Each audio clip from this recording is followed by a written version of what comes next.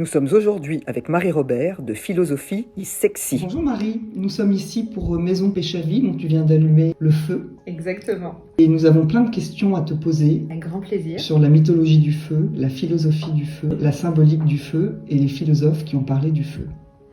Avec joie. Est-ce que ça t'inspire ? Totalement. L'autre grand philosophe du feu dont on parle souvent quand on s'intéresse au sujet, c'est Gaston Bachelard. Alors, Gaston Bachelard, mais Gaston Bachelard qui en fait, en parlant du feu, fait aussi référence à plusieurs en fait. Pourquoi il s'intéresse à la question du feu ? Parce que le feu va quand même revenir régulièrement dans l'histoire de la philosophie, et c'est la manière dont le présente Bachelard, sur cet aspect aussi de transformation. C'est-à-dire qu'il y a une fascination du feu.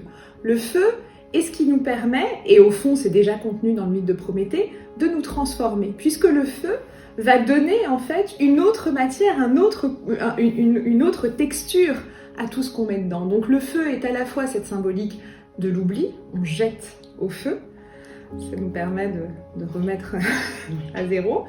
Le feu est aussi la symbolique du feu de joie, puisque c'est aussi ce qui nous relie. Je ne l'ai pas évoqué, mais c'est présent, et d'ailleurs Bachelard a quelques jolies lignes sur cette question, où nous nous sommes réunis autour du feu.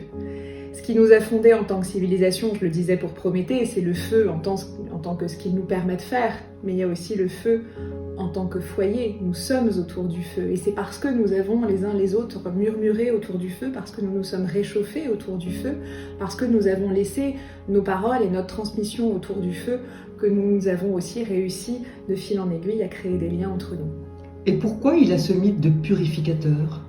Alors il a ce mythe de purificateur parce qu'il a ce mythe, et c'est d'ailleurs très beau, il y a beaucoup de civilisations où il y a des rituels autour du feu, on jette au feu et ensuite ça se transforme en cendre. Donc en fait, littéralement ce qui purifie, c'est parce qu'il y a justement cette transformation qui permet d'une chose, il y a peu de choses dans la vie qui vont changer d'état en passant par le feu. Et donc ça purifie parce que ça remet à zéro. Et puis après, on a évidemment dans beaucoup de civilisations la thématique des cendres. Voilà. Et qu'est-ce qui permet en fait les cendres ? C'est le feu. Donc il purifie, et quand il y a notamment, ça les anthropologues aiment beaucoup, observer tout ce qu'on jette dans le feu. Il y a beaucoup de civilisations, notamment en Amérique latine, où on va jeter des éléments symboliques pour justement s'en détacher. Donc on va par exemple, c'est Lévi-Strauss qui raconte ça, on va jeter quand quelqu'un nous a menacé ou un ennemi, il faut réussir à lui récupérer soit un bijou, soit un bout de tissu, un bout de son vêtement, et le jeter au feu. Et de cette façon-là, symboliquement évidemment, on se débarrasse aussi de la personne. Mais comme je le disais, il y a toujours cette ambivalence du feu, et c'est peut-être ça le plus intéressant, c'est à la fois le feu qui purifie, à la fois le feu qui réchauffe, à la fois le feu qui détruit, parce qu'évidemment, il y a quelque chose de... Il ne faut pas sous-estimer la puissance du feu. Le feu est aussi aussi ce qui ravage. Donc il y a toujours, et c'est pour ça qu'on est... Je crois que le plus important vraiment à transmettre, c'est cette idée du sacré. Le feu demeure ce que nous avons de plus sacré, justement parce qu'il est ambivalent, parce qu'il est le meilleur et le pire, parce qu'il nous réchauffe comme il nous détruit, parce qu'il purifie comme il permet aussi l'oubli, parce qu'il y a toujours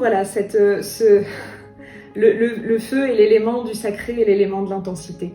Et c'est pour ça que ce soit dans la littérature, ou que ce soit dans la philosophie, ou que ce soit même, on peut le faire avec n'importe qui, tu mets un enfant face à une flamme, c'est hypnotique, il est fasciné, il y a à la fois cette envie de toucher et pourtant cet interdit. Et peu de choses dans l'existence en fait contiennent autant de pouvoir de fascination.